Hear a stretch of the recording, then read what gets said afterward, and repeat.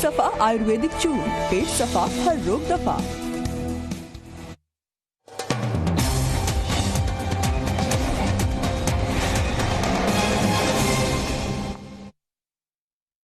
नमस्कार, स्वागत है आपका। आप देख रहे हैं जी राजस्थान। मैं हूं आपके साथ संजय यादव। रात के 8 बज चुके हैं। वक्त हो चुका है आज के सबसे बड़ी बहस यानी न्यूज एंड व्यूज का। पिछले 8 क्वार्टर से देश की जीडीपी को लगातार गिरते हुए लोग देख रहे हैं, लेकिन कोरोना ने देश की अर्थव्यवस्था को और निचोड़ दिया। देश की अर्थव्यवस्था पिछले साल के सेकंड क्वार्टर के मुकाबले 24% सिकुड़ गई। तो जाहिर सी बात है कि लोगों की नौकरी जानी थी और गई भी। अर्थव्यवस्था को संभालने के लिए केंद्र सरकार ने 20 लाख करोड़ का आत्मनिर्भर आर्थिक पैकेज दिया, लेकिन स्थिति सुधरी नहीं। लोगों को रोजगार नहीं मिल पा रहा। जिनके पास नौकरी है या तो उनकी सैलरी में कटौती की गई या फिर उनकी नौकरी ही चली गई। राज्यों की स्थिति और भी खराब है। रो रहे हैं राज्य, लिटरली आपको बताएं कि रो रहे हैं। केंद्र सरकार से वो मांग कर रहे हैं। टैक्स कलेक्शन औंधे मुंह गिर चुका है। ना तो योजनाओं के लिए पैसा है और ना ही लोक कल्याण के लिए। ऐसे में सवाल ये है कि आखिर कैसे लोगों को नौकरी मिलेगी, कैसे लोगों को रोजगार मिलेगा, लोगों की थाली में 2 वक्त की रोटी आखिर कैसे जुगाड़ हो पाएगी। तमाम मेहमान हमारे साथ जुड़ेंगे। एक रिपोर्ट आपको दिखाते हैं, फिर चलेंगे सीधे विस्तार से चर्चा पर। देश में फैल रही कोरोना महामारी, कोरोना से ज्यादा बढ़ रही बेरोजगारी, कोरोना से नहीं भूख से मर जाएंगे। कौन समझेगा बेरोजगारों की दुश्वारी, महामारी से बढ़ी बेरोजगारी। News and views. कोरोना महामारी ने पूरे देश में बेरोजगारी फैला दी है। लॉकडाउन ने देश की अर्थव्यवस्था पर ऐसी चोट की है जिसके जख्म हर भारतीय को मिले हैं। कोरोना के इस काल में हर शख्स के सामने रोजी रोटी का संकट खड़ा हो चुका है कि हम कोरोना से तो बच जाएंगे, लेकिन भूख हमें मार डाल रही है। बेरोजगारी की थाली में पड़े आंकड़े कहते हैं कि बेरोजगारी ने देश की कमर तोड़ दी है। राष्ट्रीय स्तर पर जारी एक रिपोर्ट के मुताबिक अभी ये आंकड़ा 7.8% पर बना हुआ है। अप्रैल में राष्ट्रीय स्तर पर बेरोजगारी दर 23.5% और मई महीने में 21.7% दर्ज की गई थी। दिल्ली में बेरोजगारी दर में सुधार आया है, लेकिन हरियाणा में स्थिति बेहद खराब है, जहां हर तीसरा शख्स इस वक्त बेरोजगार है। महाराष्ट्र, पश्चिम बंगाल, यूपी, राजस्थान, झारखंड और केरल जैसे राज्यों में बेरोजगारी दर में जुलाई की तुलना में अगस्त महीने में बढ़ोतरी हुई है। तो वहीं राजस्थान की भी तस्वीर अलग नहीं है। ये अलग बात है कि सूबे में मनरेगा ने लाखों मजदूरों को रोजगार दिया, जिससे मजदूरों की रोजी रोटी का इंतजाम तो हुआ, वरना ये आंकड़ा और भी बड़ा हो सकता था। क्योंकि अभी राजस्थान बेरोजगारी के मामले में देश में तीसरे नंबर पर है। राजस्थान में मोटे तौर पर तकरीबन 8 लाख मजदूर, 5 लाख नौकरी पेशा और 4 लाख फ्रीलांसर की जॉब पर मार्च से अब तक कैंची चल चुकी है। करीब 2 लाख लोगों की तनख्वाह पर असर हुआ है। बाजारों, मंडियों, शोरूम, होटल्स, रेस्टोरेंट में काम करने वाले 3 लाख लोगों को अपनी नौकरी से हाथ धोना पड़ा है। नई भर्तियां सरकारी और निजी सेक्टर में अभी भी प्रतीक्षा सूची में हैं। देश में कोरोना से भयावह तस्वीर बेरोजगारी की बन रही, जिसकी ना कोई दवा है और ना ही कोई दुआ। स्वाभाविक रूप से जॉब्स का जो क्रिएशन है वो साइकिल जो है रुक गई है, और अर्थव्यवस्था में जब धन का प्रवाह रुक जाता है तो जॉब पे और विपरीत प्रभाव पड़ता है। तो इन सब के मद्देनजर जॉब पे जो ये विपरीत प्रभाव पड़ा है ये स्वाभाविक है। आने वाला समय विकट है, क्योंकि अभी इसका कोई पार नहीं है इस बीमारी का। बेरोजगारी अपने शीर्ष पर है। देश का नौजवान युवा रोजगार के लिए दर दर की ठोकरें खा रहा है।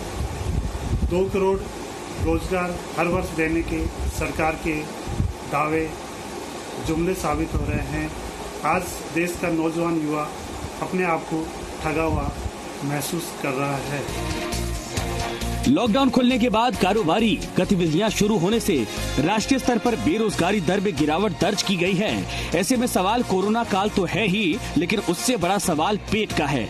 अगर रोजगार नहीं होगा तो रोटी नहीं होगी, और रोटी नहीं होगी तो जीवन नहीं होगा। लिहाजा देश में कोरोना से भयावह तस्वीर बेरोजगारी की बनती जा रही है।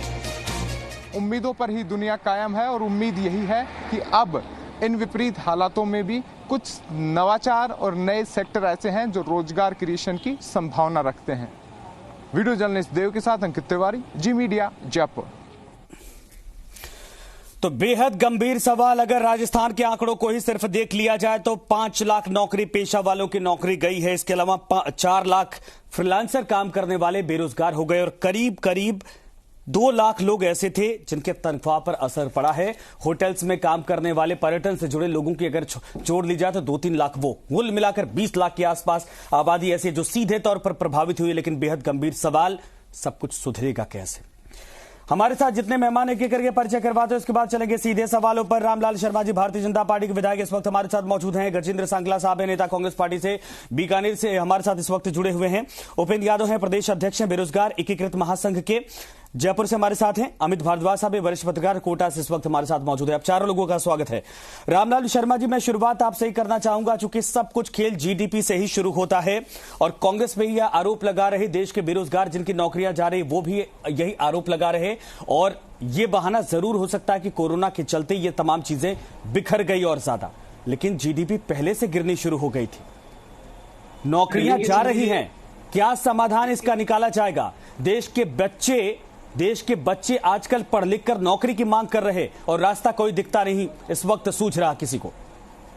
देखिए संजय जी, ये एक वैश्विक महाबीमारी है और वैश्विक महाबीमारी को लड़ाई हम सबको मिलकर लड़नी है। ये बात बिल्कुल निश्चित है कि इस पिछले 4-5 महीनों के दौरान काफी युवा बेरोजगार भी हुए हैं और बेरोजगारी के चलते उनके परिवार भी प्रभावित हुआ है और आज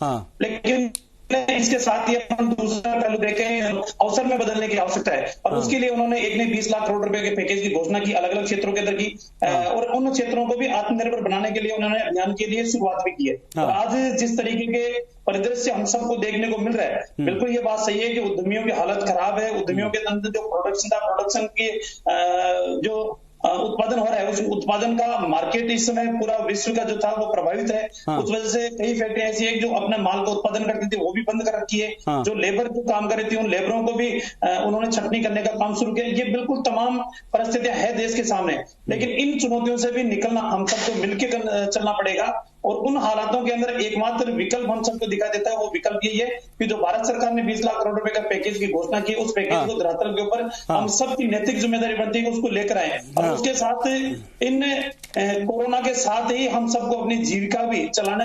अरे नहीं सर, ये सब तो बातें ठीक है, ये तो सुनिए, ये तो ज्ञान की बातें है, कोरोना के साथ चलानी होंगे, लेकिन सवाल वही, पब्लिक तो पूछ रहे कि कोरोना से हम कम मर रहे हैं, हमारे घर में रोटी का जुगाड़ नहीं हो पा रहा, बच्चों घरों में नौकरी नहीं किसी के पास पड़ी हुई है।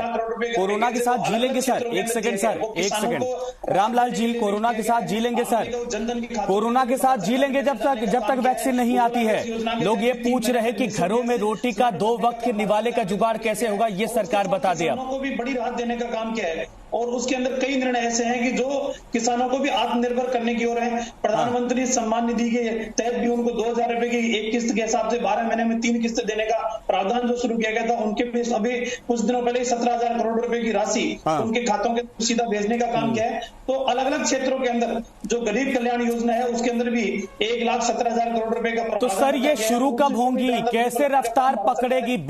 20 लाख करोड़ के आर्थिक पैकेज के बावजूद हम ये सवाल उठा रहे और 3-4 दिन पहले के अखबारों को आप उठाकर देखिए, तमाम प्राइवेट सेक्टर में जो संगठित क्षेत्र हैं वहां पर भी नौकरियों जाने का संकेत दे दिया गया है। इतने बड़े आर्थिक पैकेज के बाद यह सवाल खड़ा होता है, उसके बाद तो यह मामला क्यों नहीं उठेगा? इसका जवाब तो लिया ही जाएगा। मैं दोबारा आपके पास आऊंगा। गजेंद्र सांगला साहब, मैं शुरुआत आपके पास से आता हूं क्योंकि इस वक्त रूलिंग पार्टी राज्य में आप हैं। जब मैं फेसबुक लाइव हम सब करते हैं, जुड़ते हैं आम लोगों से, तो सबसे बड़ा सवाल 2 ही होता है, एक किसानों को लेकर, एक बेरोजगारों को लेकर।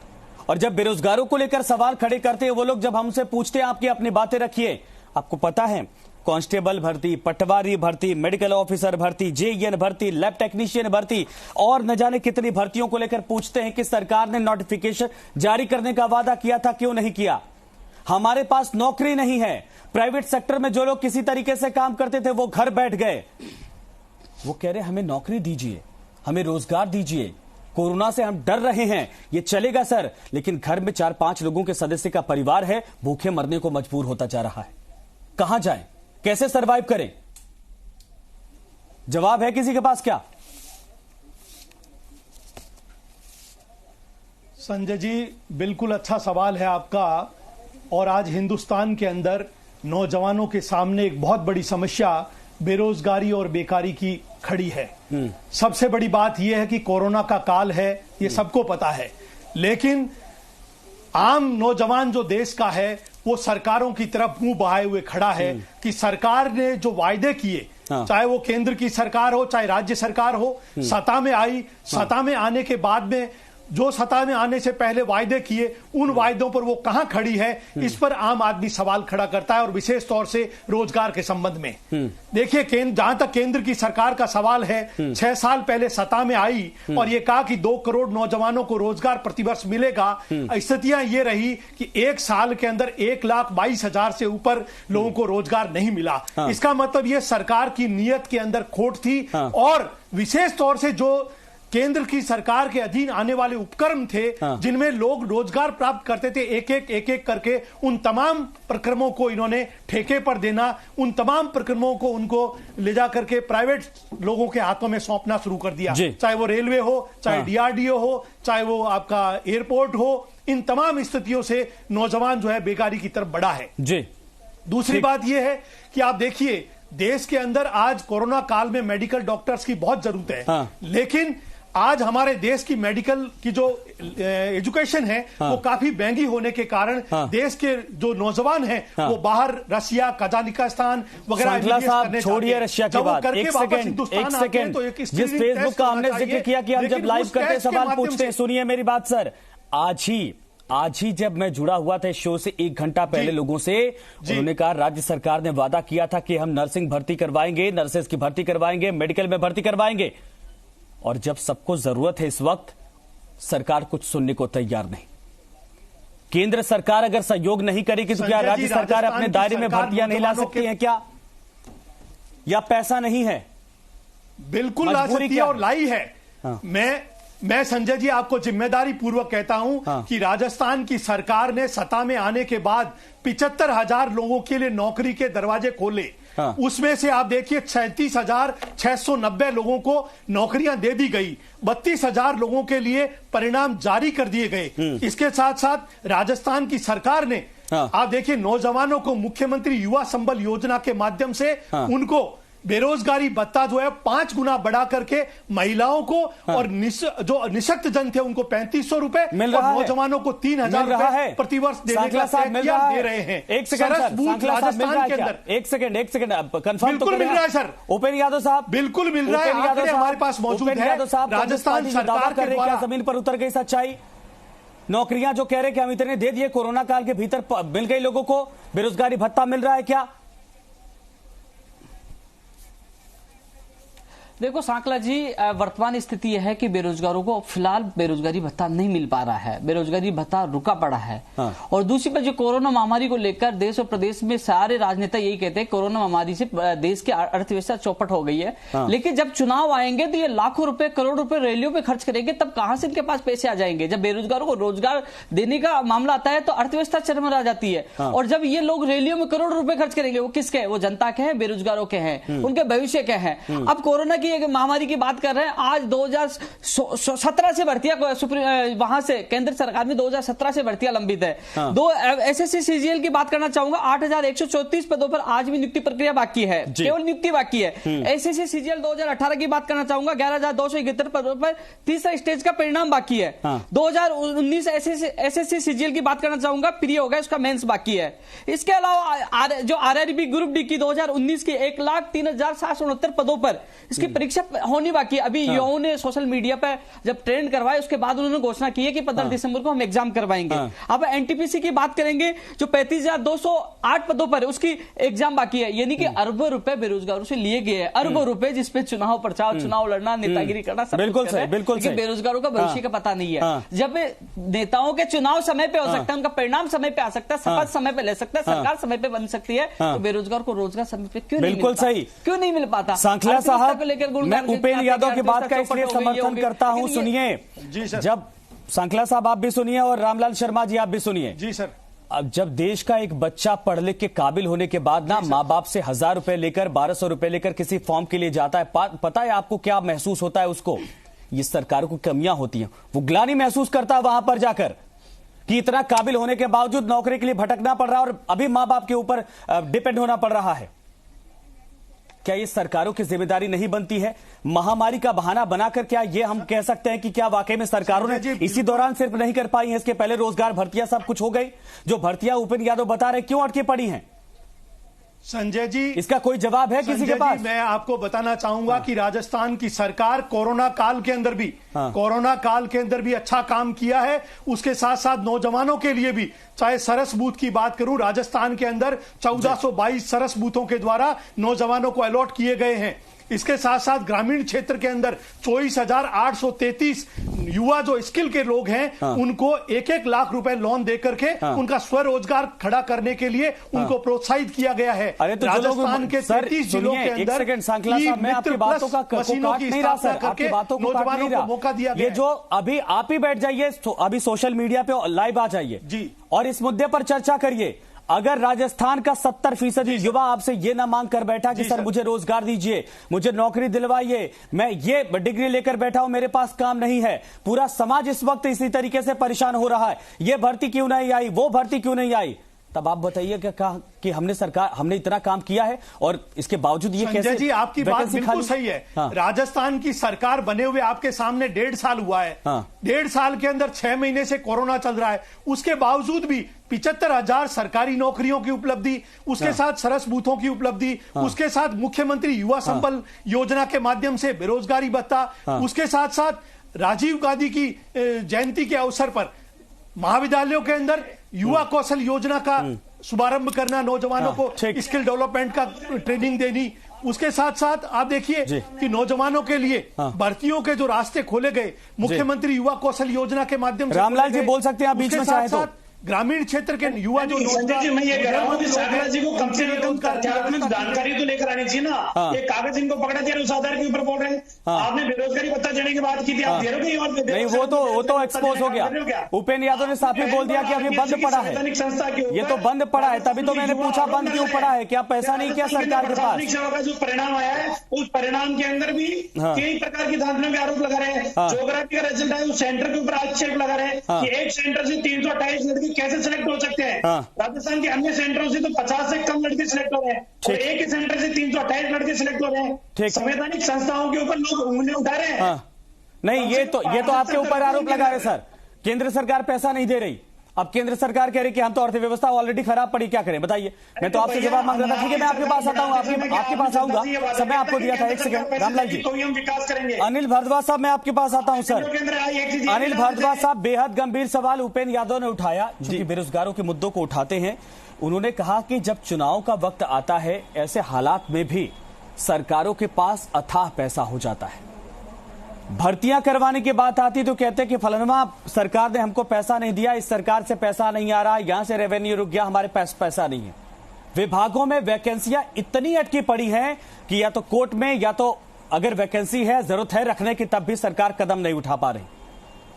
कई ऐसे विभाग हैं जो बेरोजगारों के लिए हुए, जो फीस के पैसे होते हैं, जो फॉर्म के पैसे, उससे उनके कर्मचारियों को तनख्वाह दी जाती है, लेकिन इसके बावजूद नौकरियां नहीं निकलती हैं। बेरोजगार सड़कों पर भटक रहे हैं। कोरोना का बहाना ठीक है, समझ में आ गया कि इस समय पूरी दुनिया परेशान है, लेकिन कोरोना काल में तो यह स्थिति पैदा नहीं हुई, इसके पहले भी थी। समाधान कैसे निकलेगा? बेरोजगारों को रोजगार देना सरकार का अंतिम विषय है। सरकार बेरोजगारों के बारे में कोई भी ग्राउंड पे कोई काम नहीं कर रही, सिर्फ घोषणाएं करती है। अखबारों में विज्ञापन आते हैं और बेरोजगार को बेवकूफ बनाकर उससे फीस के नाम पे पैसे ले लिए जाते हैं जी, और वो बेरोजगार भटकता रहता है। और इस समय स्थिति ये है कि पढ़े लिखे हो या अशिक्षित और स्किल्ड और अनस्किल्ड, हर तरह का बेरोजगार, हर घर में एक व्यक्ति 100% है। और कथनी और करनी में सरकार की में बहुत अंतर है। वो केंद्र हो या राज्य हो, उसने आम युवा बेरोजगार के बारे में कुछ नहीं सोचा है। और आने वाले दिनों में स्थिति खराब ही होगी। और जिस तरह से आत्महत्याओं की रेट बढ़ रही है और लूट पाट और जिस तरह से मतलब जो स्मॉल क्राइम है इजी मनी का वो बढ़ रहा है, वो इसीलिए कि उन युवाओं के पास कोई खाने को रोटी के पैसे नहीं है। और बहुत बुरी स्थिति है। मतलब आप घर में जाके देखिए, जिस हिसाब से घर में चुपचाप महंगाई घुसाई है और उस आदमी के पास पैसा नहीं है, आटा लाने तक के लिए पैसा नहीं है। और गवर्नमेंट बड़ी बड़ी बातें कर रही है। और जिस तरह अभी 1.5 साल निकला, ऐसे ही 3.5 साल निकल जाएंगे। जब लास्ट 6 मंथ्स आएंगे, वैकेंसीज नजर आएंगी और युवाओं को आश्वासन देकर उन्हें बेवकूफ बनाया जाएगा। वो तो वोट बैंक की फसल केंद्र की सरकार हो या राज्य की सरकार हो, वो तो वोटों की फसल को काटने के लिए आपने सही कहा अनिल जी। और वो उसी दौरान ये कदम उठाए जाएंगे। देखिए, दावा किया जाएगा मंचों पर चढ़ के हमने 6 महीने पहले ही भर्ती निकाली। वो भर्ती कोर्ट में अटक जाए, पूरी हो या ना हो, अगली सरकार सत्ता बदलते ही उसको करती है पूरी कि नहीं, इस बात की गारंटी कोई नहीं लेता। मैं दोबारा आपके पास आता हूं।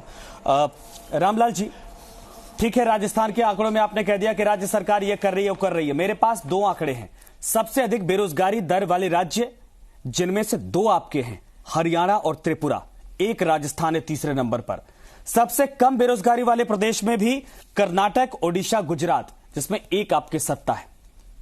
वाकई में क्या अगर कांग्रेस पार्टी की यहां पर गलती है तो इन राज्यों, जो आपके राज्य, आपके शासित राज्य है, वहां पर हालात क्यों बिगड़े? वहां पर जो रोजगार का रेशियो है वो इतना कमजोर क्यों है? हर तीसरा आदमी देश के भीतर इस वक्त बेरोजगारी के संकट से जूझ रहा है, क्यों है?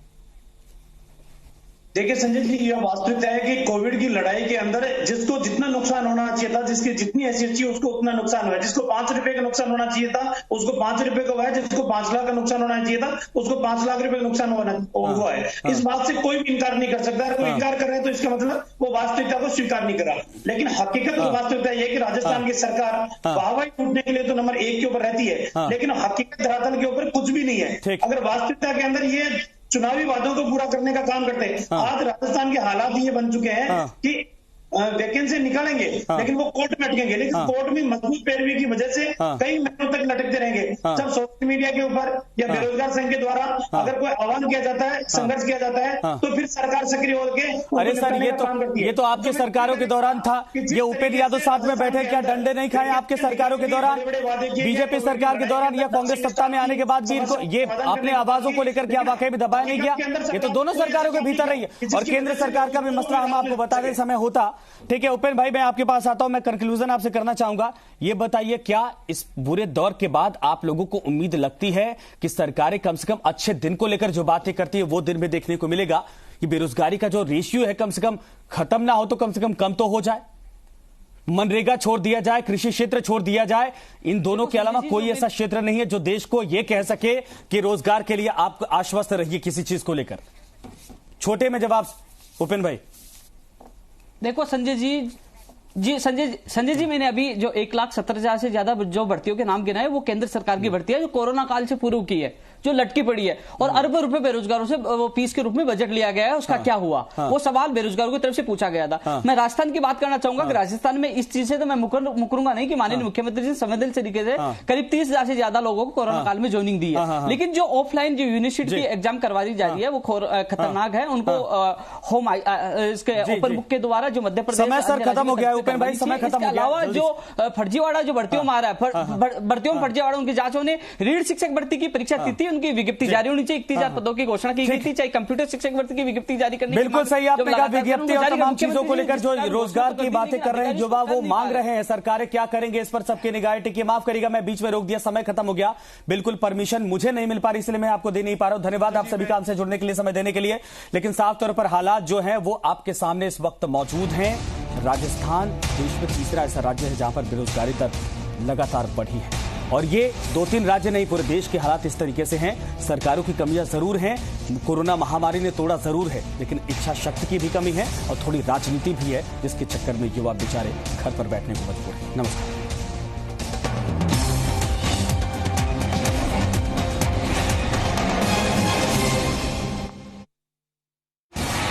चीन पर भारत का जापानी अटैक, LAC पर ऑपरेशन 300 मीटर।